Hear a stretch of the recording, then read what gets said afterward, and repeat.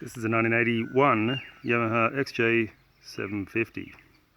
Red, as you can see, as per the coolest of the xj750s, with a glorious and fairly sexy big yellow fog light. You can see these lovely 1980s designs. Square lights, that was all the rage in the technology. Here's the instrument cluster. Talking of high tech and amazing innovations. When you turn it on, it goes through its own little self-checking scenario here. It's cool for 1981, that's what you got to remember. Okay, the bike's in very good condition. Paintwork is good. The plastic and fairings are good with their 1981 bling. There's a chip or two on the front guard, as you might expect from a person who rides their motorcycle in the real world and gets the occasional stone thrown at them. Things to note are braided stainless steel brake lines leading down to very recently rebuilt brake calipers, fairly good condition brake discs. There's the other rebuilt caliper, can't really see much on a video. The fork seals are in very good condition, having been I rebuilt the forks last year completely, and in June put on a pair of brand new matching Pirelli Sport Demons, which have a fair bit of meat left on them. In fact, it looks like you'll probably get about 5,000 or 10,000 Ks out of them, probably 10.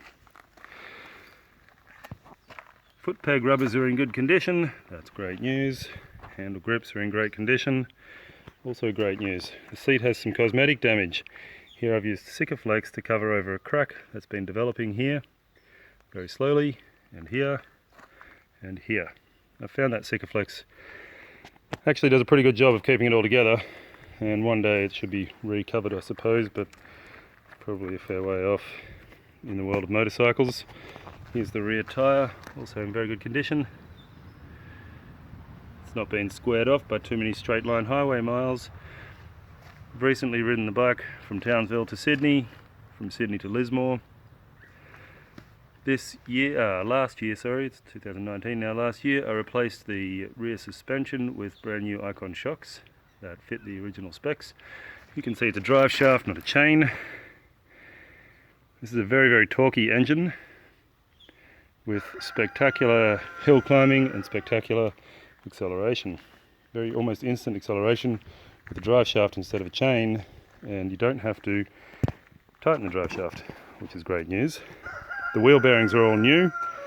I changed those middle of last year. The swing arm bearing and the steering hand bearing I have in a box, which you can take with you and change, and that'll be a full bearing kit on the bike. With most 1980s motorcycles, the original exhaust is long gone, and so this, instead of being a 4x2, is 4 into 1 with this awesome trendy, I think Melbourne manufactured pipeline exhaust. It's a company back in the 80s, doesn't exist anymore I don't think. The carburettors are recently broken down, cleaned out, jetted and synchronized, and the fuel levels have been set. It's got a brand new absorbed glass mat battery, which is in here. Which is an awesome battery for this. There we go. The spark plug leads, the high tension leads, are basically brand new. Plugs are brand new.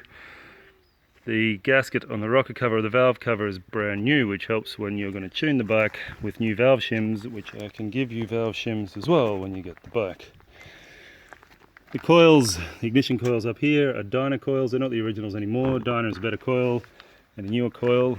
Some of those coils broke down. You can see the engine's been blacked out in the past by a previous owner. The bead blasting would get that off. It's cosmetic. Personally, I'm not the biggest fan, but there you go. These intake manifolds are the originals. I changed them at some point for aftermarket ones, but the aftermarket ones were shit. The original ones are not cracked, not broken through. I've put Sikaflex on the outside in case there was a leak, but there wasn't a leak. They work perfectly. under the seat. There you go, looks like under the seat of an old xj750. It's got the original fuse box. One day someone should change that for optimal electrics performance. You can see there's still water on the engine from when I hosed it about 5 minutes ago. It's drying off because it's 900 degrees Celsius here. Exhaust is not hot, engine is not hot. We'll give it a cold start.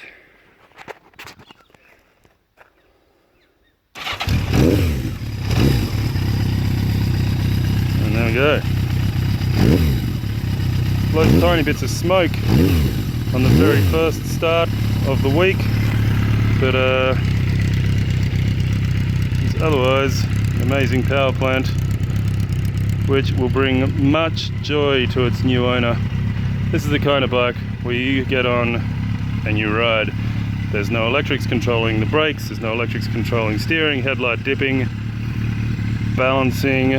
It's a straight up 4 carburetor, 4 cylinder powerhouse.